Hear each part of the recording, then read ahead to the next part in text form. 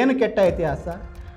ಈ ದೇಶದ ರಾಷ್ಟ್ರಪಿತ ಮಹಾತ್ಮ ಗಾಂಧಿಯವರನ್ನು ಕೊಲೆ ಮಾಡಿದಂತಹ, ಗುಂಡಿಟ್ಟು ಕೊಲೆ ಮಾಡಿದಂತಹ ಈ ದೇಶದ ಸ್ವತಂತ್ರ ಭಾರತದ ಮೊದಲ ಭಯೋತ್ಪಾದಕ ನಾಥೂರಾಮ್ ಗೋಡ್ಸೆ. ಆ ಗೋಡ್ಸೆ ಮತ್ತು RSSಗೂ ಇರತಕ್ಕಂತಹ ಸಂಬಂಧವನ್ನು ಅವತ್ತು ಸರ್ಕಾರಗಳು, ಸಾಕ್ಷಾತ್ ಸರ್ದಾರ್ ವಲ್ಲಭಭಾಯಿ ಪಟೇಲ್ ಅವರೇ ಅದನ್ನು ಹೇಳಿದರು. ಮೋಹನ್ ಭಾಗವತ್ ಬಗ್ಗೆ ಅವರಿಗೆ ದ್ವೇಷ ಇರಲಿಕ್ಕೆ ಕಾರಣಗಳೇ ಇಲ್ಲ. ಆದರೂ ಯಾಕೆ ನಮ್ಮ ಗೃಹ ಸಚಿವರು ಈ ಕೆಲಸ ಮಾಡಿದರು? ಅವರು ಅದಕ್ಕೆ ಹೊಣೆಗಾರಿಕೆ ಹೊತ್ತು ರಾಜೀನಾಮೆ ಕೊಡಬೇಕು ಅನ್ನೋದು ಈ ಒಬ್ಬ ಹುಡುಗನಿಗೆ ಸಿಟ್ಟು ಬರೆಸುತ್ತೆ. ಅವನು ತನ್ನನ್ನು ತಾನು ಹೇಳ್ಕೊಳ್ತಾನೆ, ನಾನು ರಾಷ್ಟ್ರೀಯವಾದಿ ಅಂತೇಳಿ. ನಾಳೆ ಏನೇ ಯಾವುದೇ ಚಟುವಟಿಕೆ ಆದರೂ ಕೂಡ ಅವಕ್ಕೆ ಒಂದು ಸರ್ಕಾರಕ್ಕೆ ಅವು ಅಕೌಂಟಬಲ್ ಆಗಿರುತ್ತೆ. ಆದರೆ RSSನವ್ರು ಹೇಳ್ತಾರೆ, ನಮಗೆ ಆ ಯಾವುದೇ ಒಂದು ಅಕೌಂಟಬಿಲಿಟಿ ಬೇಡ ಅಂತೇಳಿ. ನಮ್ಮ ಸಂಸ್ಥೆ ಇದೆ ಅನ್ನುವುದು ಎಲ್ಲರಿಗೂ ಗೊತ್ತು, ಸರ್ಕಾರಕ್ಕೂ ಗೊತ್ತು, ಎಲ್ಲರಿಗೂ ಗೊತ್ತು. ಹಾಗಾಗಿ ನಾವು ಯಾಕೆ ರಿಜಿಸ್ಟರ್ ಮಾಡ್ಕೋಬೇಕು ಅಂಥೇಳಿ. ಆತ್ಮೀಯ ವೀಕ್ಷಕರೇ, ಈ ದಿನ.comನ ಈ ಒಂದು ವಿಡಿಯೋ ಕಾರ್ಯಕ್ರಮಕ್ಕೆ ಸ್ವಾಗತ. ನಾನು ಹರ್ಷಕುಮಾರ್ ಕುಗ್ವೆ. ನಮ್ಮ ನೂತನ ಗೃಹ ಸಚಿವರಾದಂತಹ ಪ್ರಿಯಾಂಕ್ ಖರ್ಗೆಯವರು ಒಂದು ಹೊಸ ಚರ್ಚೆಯನ್ನು ಶುರು ಮಾಡಿದ್ದಾರೆ. ಮುಖ್ಯವಾಗಿ ರಾಷ್ಟ್ರೀಯ ಸ್ವಯಂ ಸೇವಕ ಸಂಘ ಏನಿದೆ ಅದಕ್ಕೆ ಒಂದು ಪತ್ರವನ್ನು ಬರೆದಿದ್ದಾರೆ. ಅದರ ಸರಸಂಘಚಾಲಕ ಮೋಹನ್ ಭಾಗವತರಿಗೆ ಪತ್ರವನ್ನು ಬರೆದು ಅದರಲ್ಲಿ 8 ಪ್ರಶ್ನೆಗಳನ್ನು ಇಟ್ಟು ಇವಕ್ಕೆ ನೀವು ಉತ್ತರ ಕೊಡಬೇಕು ಅಂಥೇಳಿ. ಇದು ಪ್ರಿಯಾಂಕರ್ಗೆ ಒಬ್ಬ ಇಂಡಿವಿಜುವಲ್, ಒಬ್ಬ ವ್ಯಕ್ತಿಯಾಗಿ ಮೋಹನ್ ಭಾಗವತರಿಗೆ ಬರೆದಿರೋದಲ್ಲ, ಒಬ್ಬ ಗೃಹ ಸಚಿವರಾಗಿ ಒಂದು ಸರ್ಕಾರದ ಪ್ರತಿನಿಧಿಯಾಗಿ ಬರೆದಂತಹ ಒಂದು ಅಧಿಕೃತವಾದಂತಹ ಪತ್ರ. ಹೀಗಾಗಿ ನಮ್ಮ ರಾಜ್ಯ ಸರ್ಕಾರವೇ RSSನ ಈ ಮುಖ್ಯಸ್ಥರಿಗೆ ಈ ಪ್ರಶ್ನೆಗಳನ್ನು ಅಥವಾ ಈ ಪತ್ರವನ್ನು ಬರೆದ ರೀತಿಯಲ್ಲಿ ನಾವು ಇದನ್ನು ನೋಡಬೇಕಾಗಿದೆ. ಮತ್ತು ಆ ಕಾರಣಕ್ಕೆ ಇದು ಬಹಳ ಪ್ರಮುಖ ಆಗಿದೆ. ಬಹುಶಃ ಕಳೆದ RSS ಹುಟ್ಟಿ 100 ವರ್ಷ ಆಯಿತು. ನಮ್ಮ ದೇಶಕ್ಕೆ ಸ್ವಾತಂತ್ರ್ಯ ಬಂದ ನಂತರದಲ್ಲಿ, ನಾವೊಂದು ಸಂವಿಧಾನವನ್ನು ಒಪ್ಕೊಂಡ ನಂತರದಲ್ಲಿ, ಇಷ್ಟು ವರ್ಷಗಳ ಇತಿಹಾಸದಲ್ಲಿ ಈ RSS ಅನ್ನೋ ಸಂಸ್ಥೆಗೆ ಇಂತಹ ಒಂದು ಪ್ರಶ್ನೆಗಳನ್ನು ಕೇಳಿದಂತಹ ಯಾವುದೇ ಒಬ್ಬ ಸರ್ಕಾರದ ಮಂತ್ರಿ ಇರಲಿಲ್ಲ, ಯಾವುದೇ ಶಾಸಕ ಇರಲಿಲ್ಲ, ಅಥವಾ ಯಾವುದೇ ಮುಖ್ಯಮಂತ್ರಿ, ಪ್ರಧಾನಮಂತ್ರಿ ಯಾರೂ ಇರಲಿಲ್ಲ. ಆದರೆ ನಮ್ಮ ಕರ್ನಾಟಕದ ಒಬ್ಬ ರಾಜಕೀಯ ಮುತ್ಸದ್ದಿ, ಒಬ್ಬ ರಾಜಕೀಯ ಧುರೀಣ ಪ್ರಿಯಾಂಕ್ ಖರ್ಗೆಯವರು ಈ ಕೆಲಸವನ್ನು ಮಾಡಿದ್ದಾರೆ. ಇದಕ್ಕೆ ವೈಯಕ್ತಿಕವಾಗಿ ನನಗೆ ಬಹಳ ಒಂದು ಹೆಮ್ಮೆ ಪಡ್ತೀನಿ. ಯಾಕೆ ಅಂತ ಹೇಳಿದರೆ, ಇದನ್ನು ಪ್ರಿಯಾಂಕ್ ಖರ್ಗೆಯವರು ಮಾಡಿರುವಂಥದ್ದು ಅವರ ವೈಯಕ್ತಿಕ ಲಾಭಕ್ಕಲ್ಲ, ಇದರಿಂದ ಅವರಿಗೇನೋ ಲಾಭ ಆಗುತ್ತೆ ಅನ್ನೋ ಕಾರಣಕ್ಕಲ್ಲ, ಅಥವಾ ಇದರಿಂದ ಯಾರಿಗೋ ನಷ್ಟ ಮಾಡಬೇಕು ಅನ್ನೋ ಕಾರಣಕ್ಕೂ ಅಲ್ಲ, ಅಥವಾ ಇನ್ಯಾರನ್ನೋ ತೆಗೊಳ್ಬೇಕು, ಅಥವಾ RSS ಬಗ್ಗೆ ಏನೋ ದ್ವೇಷ ಇಟ್ಕೊಂಡು ಕೂಡ ಅಲ್ಲ.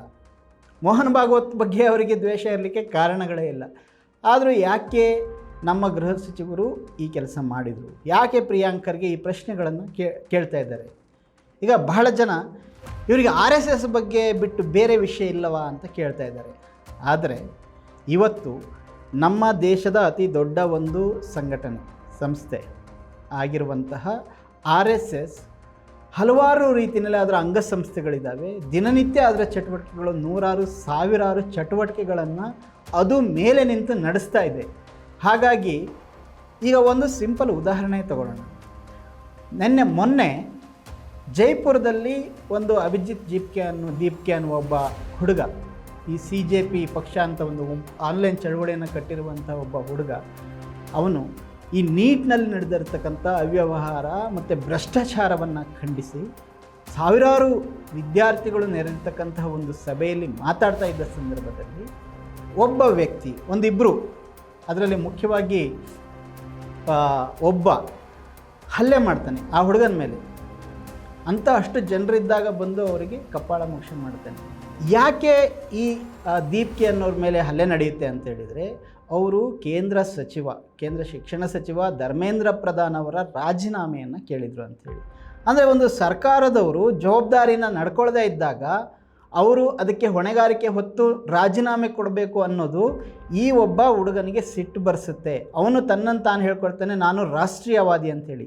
ಇವತ್ತು ಅವನ ಹಳೆಯ ಚಿತ್ರಗಳೆಲ್ಲ ಕೂಡ ಇಂಟರ್ನೆಟ್ಟಲ್ಲಿ ವೈರಲ್ ಆಗ್ತಿದೆ. ಅವನು ರಾಷ್ಟ್ರೀಯ ಸ್ವಯಂ ಸೇವಕ ಸಂಘದ ಸಮವಸ್ತ್ರವನ್ನು ಧರಿಸಿಕೊಂಡು ನಿಂತಿರುವಂಥದ್ದು. ಇಲ್ಲಿ ನಿಮಗೆ ಅರ್ಥ ಆಗಿರ್ಬೋದು, ರಾಷ್ಟ್ರೀಯ ಸ್ವಯಂ ಸೇವಕ ಸಂಘ ಯಾವ ರೀತಿಗಳಲ್ಲಿ ಇವತ್ತು ಕೆಲಸ ಮಾಡ್ತಾ ಇದೆ ಅಂಥೇಳಿ. ಸೊ ಇಲ್ಲಿ ಯಾವುದೋ ಒಬ್ಬ ಹುಡುಗ ಇನ್ನೊಂದು ಕಡೆ ಒಂದು ಹಲ್ಲೆಯನ್ನು ನಡೆಸ್ತಾನೆ, ಇದು ಕಾನೂನು ಸುವ್ಯವಸ್ಥೆಯ ಸಮಸ್ಯೆ ಆಗುತ್ತಾ ಇಲ್ವೋ? ಇವತ್ತು ಅತ್ಯಂತ ಶಾಂತಿಯುತವಾಗಿ ನಡೀತಾ ಇದ್ದಂತಹ ಒಂದು ಚಳವಳಿ, ಒಂದು ನೀಟ್ ಸಂಬಂಧಪಟ್ಟಂತಹ 5-6 ಜನ ಈ ದೇಶದ ಅಮೂಲ್ಯ ಜೀವಗಳು ಕಳ್ಕೊಂಡಿದ್ದಾರೆ, ಆತ್ಮಹತ್ಯೆ ಮಾಡ್ಕೊಂಡಿದ್ದಾರೆ ಈ ನೀಟಲ್ಲಾದಂತಹ ಭ್ರಷ್ಟಾಚಾರದಿಂದ. ಅದರ ವಿರುದ್ಧ ಈ ಜನ್ರೇಷನ್ನ ಜನ್ಜಿ ಯುವಕರು, ವಿದ್ಯಾರ್ಥಿಗಳು ಪ್ರತಿಭಟನೆ ಮಾಡ್ತಾ ಇದ್ದಾರೆ, ಶಾಂತಿಯುತವಾಗಿ ನಡೀತಾ ಇದೆ. ಅಂತಹ ಒಂದು ಶಾಂತಿಯುತ ಪ್ರತಿಭಟನೆಯಲ್ಲಿ ಹಿಂಸೆಯನ್ನು ಹುಟ್ಟುಹಾಕಿದ್ದು ಇದೇ ಸೋಕಾಲ್ಡ್ ರಾಷ್ಟ್ರೀಯವಾದಿ, ಅವನು RSS ಕಾರ್ಯಕರ್ತ. ಅಂದರೆ ಹಾಗಾದರೆ ನೀವು ಇವತ್ತು ನೇರವಾಗಿ ಅವನು RSS ಅಂತ ಹೇಳಲಿಕ್ಕೆ ಆಗಲ್ಲ. ಯಾಕಂತೇಳಿದ್ರೆ ಅವನು RSSನ ಯಾವುದೇ ಒಂದು ಕಾರ್ಡನ್ನು ಇಲ್ಲ. ಯಾಕೆ ಅಂತೇಳಿದ್ರೆ RSS ಒಂದು ರಿಜಿಸ್ಟರ್ಡ್ ಆದಂಥ ಸಂಘಟನೆ ಅಲ್ಲ. ಹೀಗೆ RSS ಯಾವುದೇ ರೀತಿಯ ಕೆಲಸಗಳನ್ನು ತನ್ನ ಹೆಸರು ಇಲ್ಲದ ಹಾಗೆ, ಹೆಸರನ್ನು ಹೇಳದ ರೀತಿಯಲ್ಲಿ ಮಾಡ್ತಾ ಇರಬಹುದು. ಹಾಗಾದರೆ ಇದಕ್ಕೆ ಅಕೌಂಟಬಿಲಿಟಿ ಬೇಡವಾ? ಸಮಾಜದಲ್ಲಿ ಒಂದು ಸರ್ಕಾರಕ್ಕೆ ಅದಕ್ಕೆ ಅಕೌಂಟಬಿಲಿಟಿ ಬೇಡವಾ ಅನ್ನೋದು ಬಹಳ ಮುಖ್ಯವಾದ ಪ್ರಶ್ನೆ. ಪ್ರಿಯಾಂಕ್ ಖರ್ಗೆ ಅವರು ಕೇಳಿರ್ತಕ್ಕಂತಹ ಪ್ರಶ್ನೆಗಳಲ್ಲಿ ಹಲವಾರಿದ್ದಾವೆ. ನಿಮ್ಮ ಆದಾಯದ ಮೂಲ ಏನು, ಅದನ್ನು ಸ್ಪಷ್ಟಪಡಿಸಿ ಅಂತ ಕೇಳಿದ್ದಾರೆ. ಹಾಗೆಯೇ ಸಂವಿಧಾನದ ಯಾವ ಒಂದು ಲೀಗಲ್ ಒಂದು ಫ್ರೇಮ್ವರ್ಕಲ್ಲಿ ನೀವು ಕೆಲಸ ಮಾಡ್ತಿದ್ದೀರಿ, ಅದನ್ನು ನಿಮ್ಮ ಸಂಘಟನೆ ಕೆಲಸ ಮಾಡ್ತಾ ಇದೆ, ಅದನ್ನು ತಿಳಿಸಿ. ಯಾಕೆ ಅಂತ ಹೇಳಿದರೆ, ಇವತ್ತು ಈ ದೇಶದಲ್ಲಿ ಹಳ್ಳಿಯಿಂದ ದಿಲ್ಲಿವರೆಗೆ ಯಾವುದೇ ಒಂದು ಸಂಸ್ಥೆ ಕೆಲಸ ಮಾಡಲಿ, ಒಂದು ವ್ಯವಹಾರ ನಡೆಸಲಿ, ಒಂದು ಸಂಘ ಸಂಸ್ಥೆ ನಡೆಸಲಿ, ಎಲ್ಲವೂ ಕೂಡ ಸಂವಿಧಾನದ ಒಂದು ಹಕ್ಕಿದೆ. 19 ಎರಡನೇ ವಿಧಿ ಇದೆ. ಅದು ಹೇಳುತ್ತೆ, ನೀವು ಶಾಂತಿಯುತವಾಗಿ ಸಭೆ ಸೇರುವ ಹಕ್ಕು ಹಾಗೂ ಸಂಘಟನೆಯನ್ನು ನಡೆಸ್ತಕ್ಕಂಥ ಒಂದು ಹಕ್ಕು ಮೂಲಭೂತ ಹಕ್ಕಾಗಿದೆ. ಹಾಗಾಗಿ ಅಂತಹ ಒಂದು ಸಂವಿಧಾನ ಒಂದು ಕೊಟ್ಟಿರುವಂಥ ಹಕ್ಕಿನ ಆಧಾರದಲ್ಲಿ ಎಲ್ಲವೂ ಕೂಡ ನಡೀತಾ ಇದೆ. ಅದೇ ರೀತಿಯಲ್ಲಿ ಉದ್ಯೋಗವನ್ನು ನಡೆಸ್ತಕ್ಕಂಥ ಹಕ್ಕು ಕೂಡ ಸಂವಿಧಾನ ಕೊಡುತ್ತೆ. ಹಾಗಾಗಿ ಯಾರು ಬೇಕಾದರೂ ಯಾವುದೇ ರೀತಿಯ ಬಗೆಯ ಒಂದು ಗೌರವಯುತವಾದಂಥ ಉದ್ಯೋಗವನ್ನು ನಮ್ಮ ದೇಶದಲ್ಲಿ ನಡೆಸಬೇಕು. ಆದರೆ ಇದು ಸಂಘ ಕಟ್ಟೋದಾಗಲಿ ಅಥವಾ ಒಂದು ಬಿಸ್ನೆಸ್ ಮಾಡೋದಾಗಲಿ ಎಲ್ಲವೂ ಕೂಡ ಅಧಿಕೃತವಾಗಿರಬೇಕು ಮತ್ತು ಎಲ್ಲವೂ ರಿಜಿಸ್ಟರ್ಡ್ ಆಗಿರಬೇಕು. ನೀವೊಂದು ಉದ್ಯೋಗ ಮಾಡ್ತೀರಂತ ಹೇಳಿದ್ರೆ ಒಂದು ಕಂಪನಿಯನ್ನು, ಒಂದು ಟ್ರಸ್ಟನ್ನು, ಏನೋ ಒಂದು ಮಾಡ್ಕೊಂಡಿರ್ತೀರ. ಅದೇ ರೀತಿ ಒಂದು ಸಂಘ ಮಾಡಬೇಕು ಅಂತ ಹೇಳಿದರೆ ಅದಕ್ಕೆ ಸೂಕ್ತವಾಗಿ ನಮ್ಮ ದೇಶದಲ್ಲಿ ಕಾನೂನು ಕಾಯ್ದೆಗಳಿದ್ದಾವೆ. ಉದಾಹರಣೆಗೆ ಸೊಸೈಟೀಸ್ ಆ್ಯಕ್ಟ್ 1860 ಅಂತ ಒಂದು, ಇದು ಇಡೀ ದೇಶಕ್ಕೆ ಅನ್ವಯ ಆಗುವಂಥದ್ದು. ಹಾಗೆ ನಮ್ಮ ಕರ್ನಾಟಕ ರಾಜ್ಯದಲ್ಲೂ ಕೂಡ ಸಂಘ ಸಂಸ್ಥೆಗಳ ಸಂಘ ಬರುತ್ತೆ, ಕೋಆಪರೇಟಿವ್ ಸೊಸೈಟೀಸು ಮತ್ತು ಸೊಸೈಟೀಸು. ಒಂದೇ ಒಂದು ಸೊಸೈಟೀಸ್ ಆ್ಯಕ್ಟಲ್ಲಿ ಇದೆಲ್ಲ ಕೂಡ ಬರುತ್ತೆ. ಟ್ರಸ್ಟ್ ಆ್ಯಕ್ಟ್ ಅಂತ ಇದೆ. ಈ ರೀತಿ ಎಲ್ಲ ಒಂದು ಕಾನೂನಿನ ಒಂದು ಚೌಕಟ್ಟಿನ ಒಳಗಡೆ ನಾವು ಸಂಘ ಸಂಸ್ಥೆಗಳನ್ನು ರಚಿಸ್ಕೋಬೇಕು. ಆವಾಗ ನಮ್ಮ ಸಂಸ್ಥೆಯ ಎಲ್ಲ ಚಟುವಟಿಕೆಗಳು ಕೂಡ ಇವತ್ತು ಅದಕ್ಕೊಂದು ಅಕೌಂಟಬಿಲಿಟಿ ಅನ್ನೋದು ಬರುತ್ತೆ ಅನ್ನೋ ಕಾರಣಕ್ಕೆ. ಈಗ ನೋಡಿ, ಇದೇ ರಾಷ್ಟ್ರೀಯ ಸ್ವಯಂ ಸೇವಕ ಸಂಘದ ಅಂಗ ಸಂಸ್ಥೆಗಳಾಗಿರುವಂಥ ಹಲವಾರು ಸಂಘಟನೆಗಳು, ಉದಾಹರಣೆ ವಿಶ್ವ ಹಿಂದೂ ಪರಿಷತ್ ಇದೆ. ಆ ವಿಶ್ವ ಹಿಂದೂ ಪರಿಷತ್ನ ಇನ್ನೊಂದು ಅಂಗಸಂಸ್ಥೆ ಬಜರಂಗ ದಳ ಇದೆ. ಹಾಗೆ ಬೇರೆ ಬೇರೆ ಸಂಘಗಳು ದೇಶದಲ್ಲೂ ಇದ್ದಾವೆ, ವಿದೇಶಗಳಲ್ಲೂ ಇದ್ದಾವೆ. ಅದರಲ್ಲಿ ಕೆಲವು ರಿಜಿಸ್ಟರ್ ಆಗಿದ್ದಾವೆ, ಅವು ರಿಜಿಸ್ಟರ್ಡ್ ಸಂಘಟನೆಗಳು. ಹೀಗಿರುವಾಗ ಅದಕ್ಕಿಂತ ಮೇಲಿರುವಂತಹ ಒಂದು RSS ಸಂಘಟನೆಗೆ ರಿಜಿಸ್ಟರ್ ಮಾಡ್ಕೊಳ್ಳೋಕೆ ಏನು ಸಮಸ್ಯೆ? ಇವತ್ತು ನಾವು ನಮ್ಮ ಸುತ್ತಮುತ್ತ ನೋಡ್ತೀವಿ, ರೈತ ಸಂಘಗಳಿದ್ದಾವೆ, ದಲಿತ ಸಂಘಗಳಿದ್ದಾವೆ, ಕರ್ನಾಟಕ ರಕ್ಷಣಾ ವೇದಿಕೆ ಅಂತ ಸಂಘಗಳಿದ್ದಾವೆ. ಎಲ್ಲವೂ ಕೂಡ ನೋಂದಣಿಯಾಗಿದ್ದಾವೆ. ನಾಳೆ ಯಾವುದೇ ಚಟುವಟಿಕೆ ಆದರೂ ಕೂಡ ಅವಕ್ಕೆ ಒಂದು ಸರ್ಕಾರಕ್ಕೆ ಅವು ಅಕೌಂಟಬಲ್ ಆಗಿರ್ತವೆ, ಅಥವಾ ಈ ಸಮಾಜಕ್ಕೆ, ದೇಶಕ್ಕೆ, ನಾಡಿಗೆ ಅಕೌಂಟಬಲ್ ಆಗಿರ್ತವೆ. ಆದರೆ RSSನವ್ರು ಹೇಳ್ತಾರೆ ನಮಗೆ ಯಾವುದೇ ಒಂದು ಅಕೌಂಟಬಿಲಿಟಿ ಬೇಡ ಅಂತ. ನಮ್ಮ ಪ್ರಿಯಾಂಕ್ ಖರ್ಗೆ ಅವರು ಈ ಒಂದು ಪತ್ರವನ್ನು ಬರೆದ ನಂತರದಲ್ಲಿ ಮೋಹನ್ ಭಾಗವತ್ರವರು ಪತ್ರಿಕಾಗೋಷ್ಠಿಯಲ್ಲಿ ಮಾತಾಡ್ತಾರೆ, ನಮ್ಮ ಸಂಸ್ಥೆ ಇದೆ ಅನ್ನುವುದು ಎಲ್ಲರಿಗೂ ಗೊತ್ತು, ಸರ್ಕಾರಕ್ಕೂ ಗೊತ್ತು, ಎಲ್ಲರಿಗೂ ಗೊತ್ತು. ಹಾಗಾಗಿ ನಾವು ಯಾಕೆ ರಿಜಿಸ್ಟರ್ ಮಾಡ್ಕೋಬೇಕು ಅಂತೀವಿ? ಅಲ್ಲ ಸ್ವಾಮಿ, ಒಂದು ಸಂಘವ ಸಂಸ್ಥೆ ಇದೆ ಅನ್ನೋದು ಎಲ್ಲರಿಗೂ ಗೊತ್ತಾಗುತ್ತೆ. ಹಾಗಾದರೆ ಈ ದೇಶದಲ್ಲಿ ಯಾವುದೇ ಸಂಘ ಸಂಸ್ಥೆಯು ರಿಜಿಸ್ಟರ್ ಮಾಡ್ಕೊಳ್ಳೋದು ಬೇಡ. ಯಾರೇ ಏನೇ ಬಿಸ್ನೆಸ್ ಮಾಡ್ತಿದ್ರು ಕೂಡ ಯಾರೂ ರಿಜಿಸ್ಟರ್ ಮಾಡ್ಕೊಳ್ಳೋದು ಬೇಡ. ನಡೆಸ್ತೀನಿ. ಹಾಗಾದರೆ ನಡೆಯುತ್ತಾ ಸರ್ಕಾರ ಒಂದು ವ್ಯವಸ್ಥೆ ನಡೆಯುತ್ತಾ? ಇಲ್ಲ. ಬೇರೆ ಎಲ್ಲರೂ ಕೂಡ ಸರಿಯಾದ ರೀತಿಯಲ್ಲಿ ಕಾನೂನುಬದ್ಧವಾಗಿ ಹೋಗಬೇಕು. RSS ಮಾತ್ರ ಅದು ಕಾನೂನಿಗಿಂತ ಮೀರಿದ್ದು, ಎಕ್ಸ್ಟ್ರಾ ಕಾನ್ಸ್ಟಿಟ್ಯೂಷನಲ್ ಪವರ್ಸ್ ಅದಕ್ಕೇನಾದರೂ ಇದೆಯಾ? ಇದನ್ನೇ ನಮ್ಮ ಪ್ರಿಯಾಂಕ್ ಖರ್ಗೆಯವರು ಪ್ರಶ್ನೆ ಮಾಡ್ತಾ ಇರ್ತಕ್ಕಂಥದ್ದು. ಅವರು ಸ್ಪಷ್ಟವಾಗಿ ಕೇಳ್ತಾ ಇದ್ದಾರೆ, ನೀವು ಯಾವ ಸಂವಿಧಾನದ ಚೌಕಟ್ಟಿನಲ್ಲಿ ನಿಮ್ಮ ಈ ಕೆಲಸಗಳನ್ನು ಮಾಡ್ತಾ ಇದ್ದೀರಾ? ಸಾವಿರಾರು ಜನ ಕರ್ನಾಟಕದ ಯಾವುದೇ ನಗರದಲ್ಲಿ ಯಾವುದೇ ಊರಲ್ಲಿ ಪಥಸಂಚಲನ ಮಾಡ್ತಾರೆ, ಅಥವಾ ಲಕ್ಷಾಂತರ ಜನ ಸೇರಿ ಸಭೆಗಳನ್ನು ಮಾಡ್ತಾರೆ. ಇತ್ತೀಚೆಗೆ ಕೆಲವು ವರ್ಷಗಳ ಹಿಂದೆ ಇದೆ, ಬೆಂಗಳೂರಲ್ಲಿ ಮಾನ್ಯತಾ ಟೆಕ್ ಪಾರ್ಕಲ್ಲಿ 60,000 ಜನ ಸ್ವಯಂ ಸೇವಕರು ಸೇರಿ ಮಾನ್ಯತಾ ನಗರ ಅಂತ ಒಂದು ಮಾಡಿಕೊಂಡು 3, 4, 5 ದಿನಗಳ ಕಾಲ ಒಂದು ದೊಡ್ಡ ಫೀಲ್ಡಲ್ಲಿ 4-5 ದಿನಗಳ ಸಭೆಗಳನ್ನು ಮಾಡ್ತಾರೆ. ಅಕಸ್ಮಾತ್ ಅಲ್ಲಿ ಏನೋ ಒಂದು ಅವಘಡ ಆಯಿತು, ಏನೋ ಒಂದು ಅಚಾತುರ್ಯ ಆಯಿತು ಅಂತ ಹೇಳಿದರೆ ಈ ಸಂಘಟನೆ ಅಲ್ಲಿ ಅಧಿಕೃತವಾಗಿ ಇಲ್ಲವೇ ಇಲ್ಲ, ಅದೆಲ್ಲೂ ಕೂಡ ರಿಜಿಸ್ಟರ್ಡ್ ಆಗಿಲ್ಲ. ಹಾಗಾದರೆ ಅದಕ್ಕೆ ಹೊಣೆ ಯಾರು? ಪ್ರಿಯ ವೀಕ್ಷಕರೇ, ಇಲ್ಲಿ ಯಾಕೆ ಈ RSS ತನ್ನನ್ನು ತಾನು ನಾನು ಮಾಡ್ಕೊಳ್ಳೋದಿಲ್ಲ ಅಂತ ಹೇಳ್ತಾ ಇದೆ ಅಂದರೆ ಬಹುಶಃ ಇದಕ್ಕೆ ಒಂದು ಕಾರಣ ಇರ್ಬೋದು. ಯಾಕೆ ಅಂತ ಹೇಳಿದರೆ ಈ RSSಗೆ ಒಂದು ಕೆಟ್ಟ ಇತಿಹಾಸ ಇದೆ. ಏನು ಕೆಟ್ಟ ಇತಿಹಾಸ?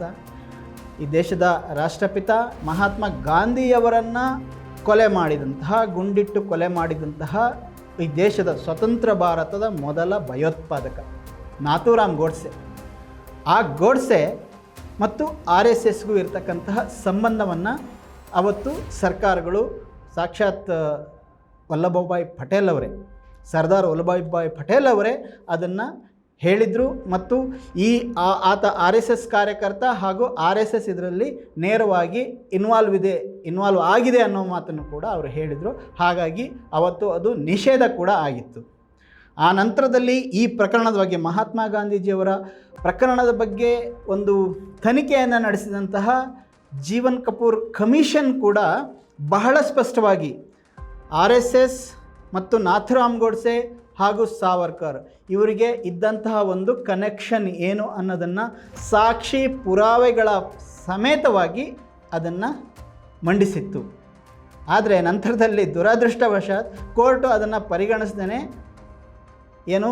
ಇದನ್ನು ಅವತ್ತು ಬಹುಶಃ ಜವಾಹರ್ಲಾಲ್ ನೆಹರು ಅವರೇನಾದರೂ ಬಹಳ ಒಂದು ಸರಿಯಾದ ನಿರ್ಧಾರವನ್ನು ತಗೊಂಡಿದ್ದರೆ, ಬಹಳ ಕಠಿಣವಾದಂತಹ ನಿರ್ಧಾರವನ್ನು ತಗೊಂಡಿದ್ದರೆ ಈ ಬಹುಶಃ RSS ಇವತ್ತು ಇರ್ತಾನೆ ಇರಲಿಲ್ಲ. ಆದರೆ ಜವಾಹರ್ಲಾಲ್ ನೆಹರು ಪ್ರಜಾಪ್ರಭುತ್ವದಲ್ಲಿ ನಂಬಿಕೆ ಇಟ್ಟಂಥವ್ರು. ನಮ್ಮನ್ನು ವಿರೋಧಿಸೋರು ಕೂಡ, ನಮ್ಮನ್ನು ದ್ವೇಷ ಮಾಡೋರು ಕೂಡ ಇರಬೇಕು, ಎಲ್ಲರೂ ಕೂಡ ಒಂದು ಪ್ರಜಾಪ್ರಭುತ್ವ ವ್ಯವಸ್ಥೆಯನ್ನು ನಡೆಸ್ಕೊಂಡು ಹೋಗಬೇಕು ಅಂಥೇಳಿ. ಅದೇ ಕಾರಣಕ್ಕೆ ದೇಶದಲ್ಲಿ ಮೊಟ್ಟ ಮೊದಲ ಒಂದು ಸರ್ಕಾರವನ್ನು ರಚಿಸಿ ಅವರು ಇನ್ನೂ ಆವಾಗ 1952ರಲ್ಲಿ ಮೊದಲ ಚುನಾವಣೆ ಆಗಿದ್ದು, ಅದಕ್ಕಿಂತ ಮುಂಚೆನೇ ಅವರು ಸರ್ಕಾರದ ಪ್ರಧಾನಮಂತ್ರಿ ಆಗ್ತಾರೆ. ಆ ಸಂದರ್ಭದಲ್ಲಿ ಅವರ ಒಂದು ಸಚಿವ ಸಂಪುಟದಲ್ಲಿ ಕೇವಲ ಕಾಂಗ್ರೆಸ್ನವರು ಇರಲಿಲ್ಲ, ಬೇರೆ ಬೇರೆಯ ಈವನ್ ಈ ಜನಸಂಘ ಅಥವಾ ಸಂಘ ಪರಿವಾರದ RSSನ ವ್ಯಕ್ತಿಗಳನ್ನು ಇಟ್ಕೋತಾರೆ. ಹಾಗೆ ಡಾಕ್ಟರ್ BR ಅಂಬೇಡ್ಕರ್ ಕೂಡ ಮಿನಿಸ್ಟರ್ ಆಗಿರ್ತಾರೆ. ಹೀಗೆ ಒಂದು ಎಲ್ಲರನ್ನ ಒಳಗೊಂಡು ಒಂದು ಹೋಗಬೇಕು ಅನ್ನೋ ಒಂದು ಇರಾದೆ ಇದ್ದಂಥ ಮನುಷ್ಯ ಈ ನೆಹರು. ಆದರೆ ಅವತ್ತು ಅವರೇನಾದ್ರು ಒಂದು ಸರ್ವಾಧಿಕಾರಿಯಾಗಿ ನಡೆಸ್ಕೊಂಡಿದ್ರೆ ಇವ್ರು ಯಾರಿಗೂ ಅವಕಾಶನೇ ಇರಲಿಲ್ಲ. ಅದು ಸರಿನೋ ತಪ್ಪೋ, ಆದರೆ ನೆಹರು ಅವರು ಅನುಸರಿಸಿದ್ದಂತಹ ಒಂದು ಪ್ರಜಾಪ್ರಭುತ್ವದ ನೀತಿ ಇವತ್ತು ಅದೇ ನೆಹರು ವಿರುದ್ಧ ಒಂದು ದ್ವೇಷವನ್ನು ಹುಟ್ಟಿಸ್ತಕ್ಕಂತಹ RSS ಅಂತ ಸಂಘಟನೆ ಇಡೀ ದೇಶದ ಉದ್ದಕ್ಕೆ ಅಗಲಕ್ಕೆ ಬೆಳ್ಕೊಂಡಿದೆ. ಅದು ಇರಬಾರ್ದು ಅಂತ, ಸಂಘಟನೆಗಳೇ ಇರಬಾರ್ದು ಅಂತ ಅಲ್ಲ, ಎಲ್ಲ ರೀತಿಯ ಅಭಿಪ್ರಾಯಗಳಿಗೂ ಒಂದು ಪ್ರಜಾಪ್ರಭುತ್ವದಲ್ಲಿ ಅವಕಾಶ ಇರಬೇಕು. ಆದರೆ ನೀವು ಸರ್ಕಾರವನ್ನು ತಪ್ಪಿಸ್ಕೊಂಡು, ಕಾನೂನನ್ನು ತಪ್ಪಿಸ್ಕೊಂಡು, ಸಂವಿಧಾನದ ಯಾವುದೇ ಒಂದು ವಿಚಕ್ಷಣೆಗೂ ಒಳಪಡದೆ ನಾವು ಕೆಲಸ ಮಾಡ್ತೀವಿ, ನಾವು ಹೇಗೆ ಬೇಕಾದರೂ ಮಾಡ್ಬೋದು ಅಂದರೆ ಅದು ಆಗೋದಿಲ್ಲ. ಈಗ ಹಣಕಾಸು ಅಂತ ಬಂದಾಗ, ಹಣಕಾಸು ಭ್ರಷ್ಟಾಚಾರ ಅಂತ ಬಂದಾಗ ಈ RSSನ ಅನುಮಾನ ಮಾಡೋದಕ್ಕೆ ಭಾಳಷ್ಟು ಕಾರಣಗಳಿದ್ದಾವೆ. ಒಂದು ಉದಾಹರಣೆ ಹೇಳಬೇಕಂತ ಹೇಳಿದರೆ 2010ರ ಸಂದರ್ಭದಲ್ಲಿ ನಮ್ಮ ಕರ್ನಾಟಕ ರಾಜ್ಯದಲ್ಲಿ ಒಂದು ದೊಡ್ಡ ಚರ್ಚೆ, ದೊಡ್ಡ ವಿವಾದ ಏರ್ಪಡ್ತಾ ಇತ್ತು.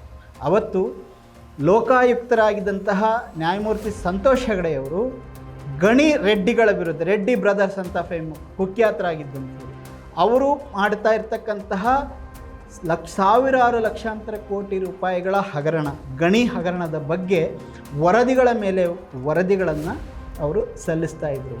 ಅಂತಹ ಸಂದರ್ಭದಲ್ಲಿ ಇಷ್ಟೆಲ್ಲ ಒಂದು ಕಳಂಕವನ್ನು ಹೊತ್ಕೊಂಡಿದ್ದಂತಹ ಈ ಕೋಟಿ ಕುಳಗಳಾಗಿದ್ದಂತಹ ರೆಡ್ಡಿ ಬ್ರದರ್ಸ್ ಜೊತೆಗೆ ವ್ಯವಹಾರ ಎಲ್ಲಿ ಕುದುರ್ತಾ ಇತ್ತು? BJPಲಿ ಅವರು ಮಿನಿಸ್ಟ್ರುಗಳು ಕೂಡ ಆಗಿದ್ದರು.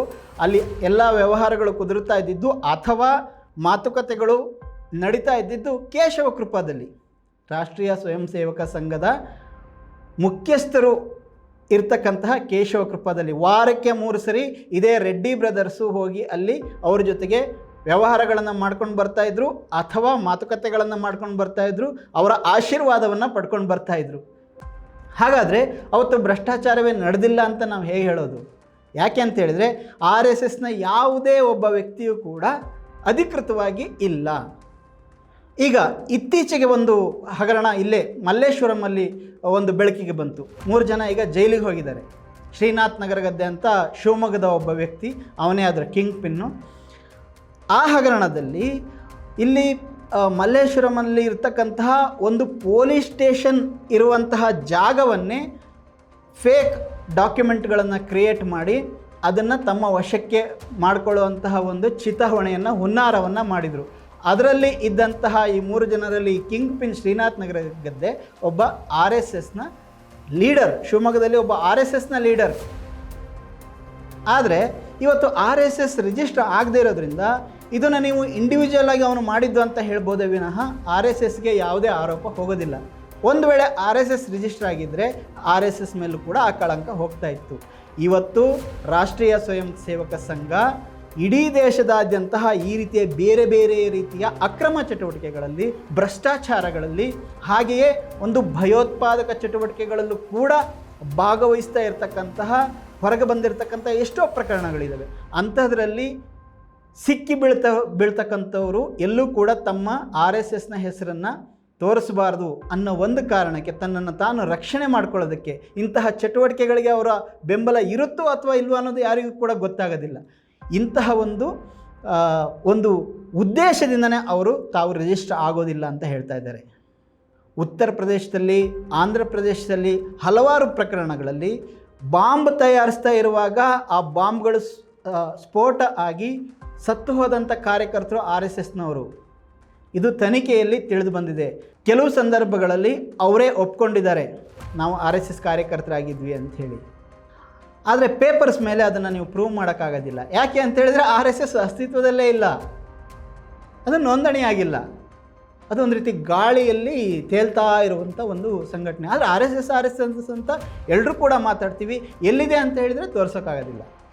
ಇದು ನಮ್ಮ ದೇಶದ ಪ್ರಜಾಪ್ರಭುತ್ವವನ್ನು ದುರ್ಬಲಗೊಳಿಸೋದಕ್ಕೆ, ನಮ್ಮ ಕಾನ್ಸ್ಟಿಟ್ಯೂಷನನ್ನು, ನಮ್ಮ ಸಂವಿಧಾನವನ್ನು ದುರ್ಬಲಗೊಳಿಸೋದಕ್ಕೆ, ನಮ್ಮ ಕಾನೂನನ್ನು ದುರ್ಬಲಗೊಳಿಸೋದಕ್ಕೆ ಈ RSS ಮಾಡ್ತಾ ಇರ್ತಕ್ಕಂಥ ಒಂದು ದೊಡ್ಡ ಚಿತಾವಣೆ. ಅದನ್ನು ಪ್ರಿಯಾಂಕ್ ಖರ್ಗೆಯವರು ಇವತ್ತು ಪ್ರಶ್ನೆ ಮಾಡ್ತಾ ಇದ್ದಾರೆ ಮತ್ತು ನ್ಯಾಯಬದ್ಧವಾಗಿ, ಸಕಾರಣವಾಗಿ ಅವರು ಪ್ರಶ್ನೆ ಮಾಡ್ತಾ ಇದ್ದಾರೆ. ಪ್ರಿಯಾಂಕ್ ಖರ್ಗೆಯವರ ಈ ಒಂದು ಪ್ರಯತ್ನಕ್ಕೆ ಪ್ರತಿಯೊಬ್ಬ ಈ ದೇಶದ ಬಗ್ಗೆ ಪ್ರೀತಿ ಇರ್ತಕ್ಕಂತಹ, ಈ ಸಮಾಜದ ಸ್ವಾಸ್ಥ್ಯದ ಬಗ್ಗೆ, ಸಮಾಜದ ಆರೋಗ್ಯದ ಬಗ್ಗೆ, ಶಾಂತಿ ನೆಮ್ಮದಿಗಳ ಬಗ್ಗೆ, ಸೌಹಾರ್ದದ ಬಗ್ಗೆ ಪ್ರೀತಿ ಕಾಳಜಿ ಇರ್ತಕ್ಕಂತಹ ಪ್ರತಿಯೊಬ್ಬ ಪ್ರಜೆ ಕೂಡ ಪ್ರಿಯಾಂಕ್ ಖರ್ಗೆಯವರಿಗೆ ಬೆಂಬಲವಾಗಿ ನಾವು ನಿಲ್ಲಬೇಕು ಅಂತ ಹೇಳ್ತಾ ನಮಸ್ಕಾರ. ಮತ್ತಷ್ಟು ವಿಶೇಷ ವಿಡಿಯೋಗಳನ್ನು ನೋಡಲು ಮತ್ತು ಹೊಸ ವಿಡಿಯೋಗಳ ಬಗ್ಗೆ ತಿಳಿಯಲು eDina.com ಯೂಟ್ಯೂಬ್ ಚಾನೆಲ್ ಸಬ್ಸ್ಕ್ರೈಬ್ ಮಾಡಿ ಮತ್ತು ಬೆಲ್ ಐಕಾನ್ ಕ್ಲಿಕ್ ಮಾಡಿ.